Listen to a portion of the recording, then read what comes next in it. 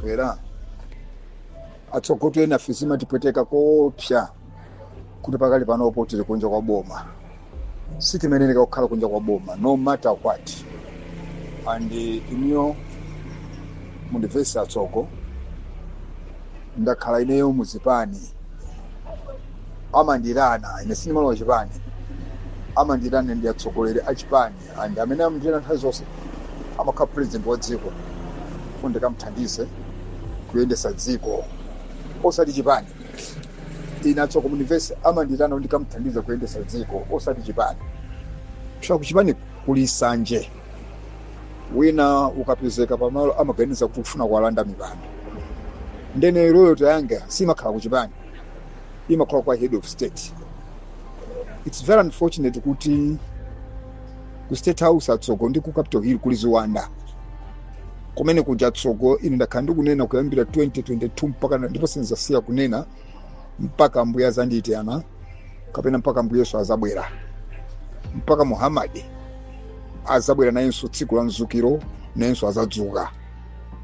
Ku state house atsogo ndi ku Capitol Hill kapena ku nyumba iliyonse ya chifumu kaya kusanjika ku Chikoko Bay kaya ku Mtunthama kuli konse kumene kuli nyumba ya chifumu ya president wa dziko la Malawi kuli ziwanda ndeko olumuti apitisako munthu wabwino chotani akangolowa kumene kujama mchita capture.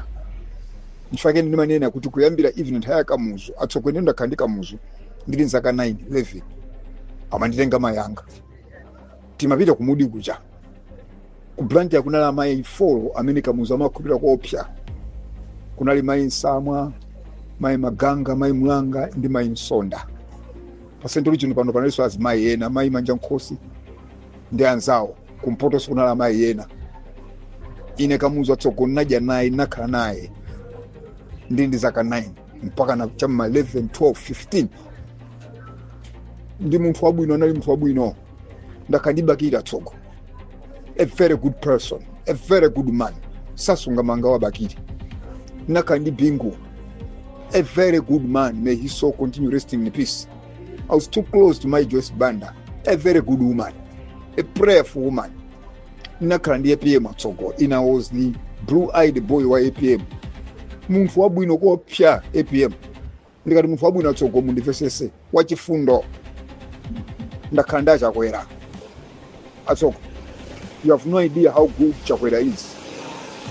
You have no idea how patient Chakwera is. Ni munthu wopirira kwambiri anokhala mbusa zaka 24 zinamthandiza kwambiri Chakwera kudziwa mmene munthu amakhalira munthu wabwino ndikati wabwino atsogo mumvese koma onse aja atsogo kungopita ku state house amaoneka ngati anthu oyipa amaoneka ngati anthu oti sakudziwa chochita chifukwa amakhala ali captured amakhala kuti anthu wazungulira ambiri osati onsetu mapresident athu amazungulidwa ndi ambiri anthu osati andale okhatu yayi ma technocrats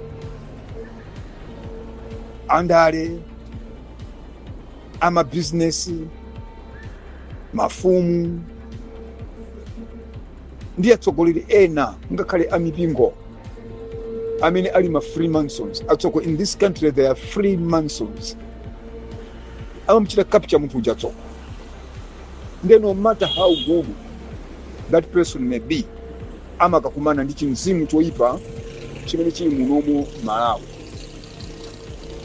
Sono mumango ntaya nthawi kumunena president kumuzuzula kumulalatira si yeyo atsogo amakhala ali innocent koma is surrounded by few people, not all, few people who are demon possessed and satanic worshippers. They are Freemasons anamene amene amaononga zinthu.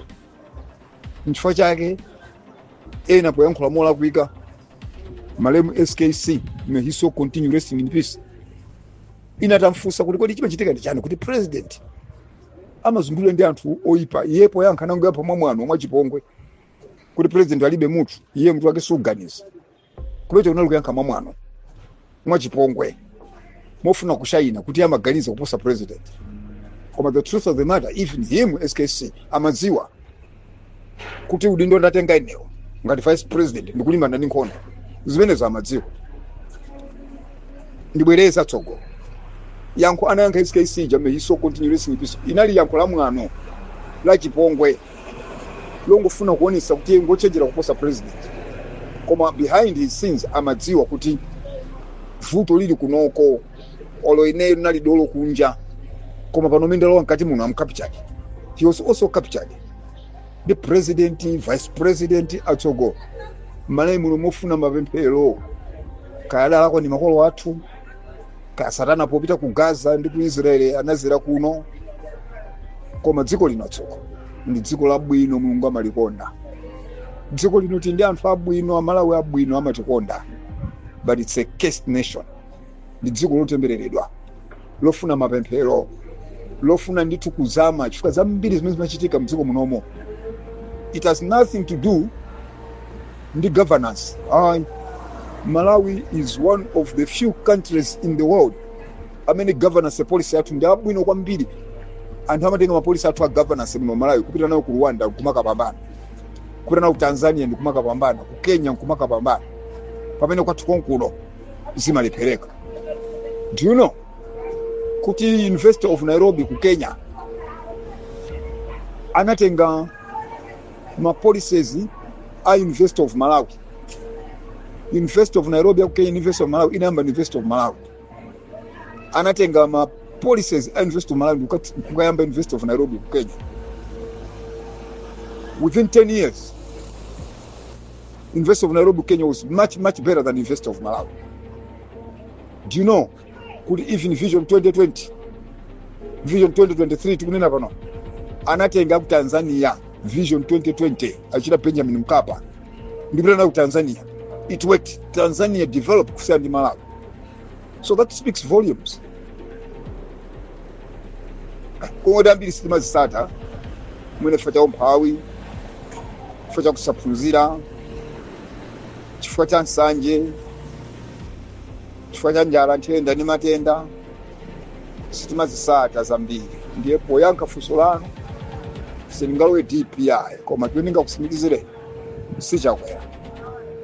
Simeninga kusimikizire si Malawi Congress Party zilativuta chifukwa mzipani zonse zandale muno Malawi mtsogoleri akangokhala mtsogoleri wa chipani nkudzakhala mtsogoleri wa ziko, immediately he's captured ndi ma Freemasons. Animtona trade yakuba muno Malawi anthu ake ndi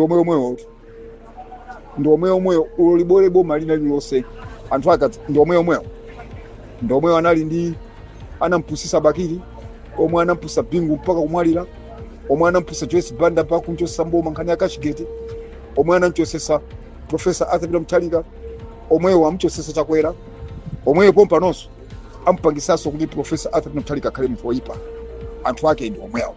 Ine nimawadziwa enawa, ena anamwalira, ena ali moyo.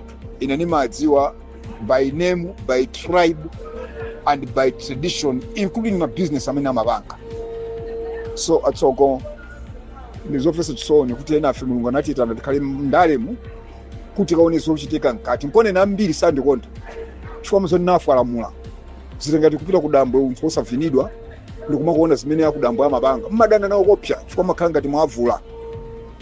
Ine Amalawi ambiri osatandala tsoko mmangoononga kunena kuti andale ayi ndi Amalawi. Murada muoneseso amene abandrama za Nifi, abandrama za Mega Farm, abandrama za Malawi Green Belt, Malawi Sugar, akubandrama za Boma, CIMCB, sandale woka nda Malawi. Mene muja onse azipani zonse alimu. Antikamenena sutu onse amene ndenga ndama za Nifi onse ndoyipa ayi. Ena ndenga ndama za Madongosolo ndipa kubweza.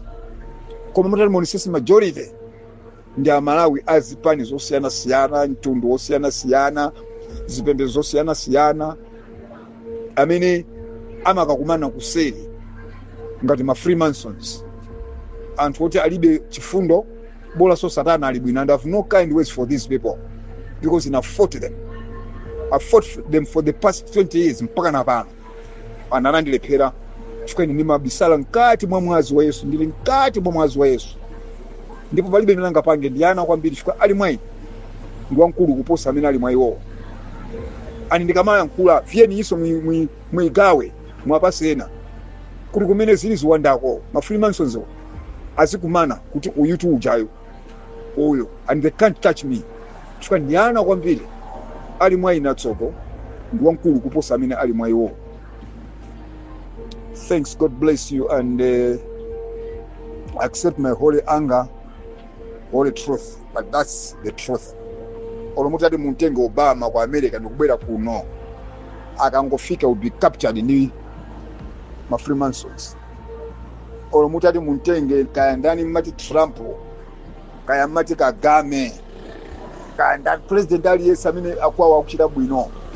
Olomuti akamzusa kumanda Magufuli ndikubwera kuno kumalawi ndikumpasa dziko lino will be captured ni ma Freemasons and sanga tukule dziko lino. Yankho lilipa kuti tigwirane manja anthu opemphera zenizeni chifukwa muliso eni opemphera za fake. And also they are part of my Freemasons, they are part of the corrupt sharks amitina anthu opemphera zenizeni mu mzimu ndi mchoonadi kugwirana manja. We can rescue this country from these Freemasons because ali mwa iwo ndi mwana kwambiri ndi ochepa kwambiri alibe mphamvu kuposa ndamene ali mwa ife. God bless you. Shalom and Emmanuel.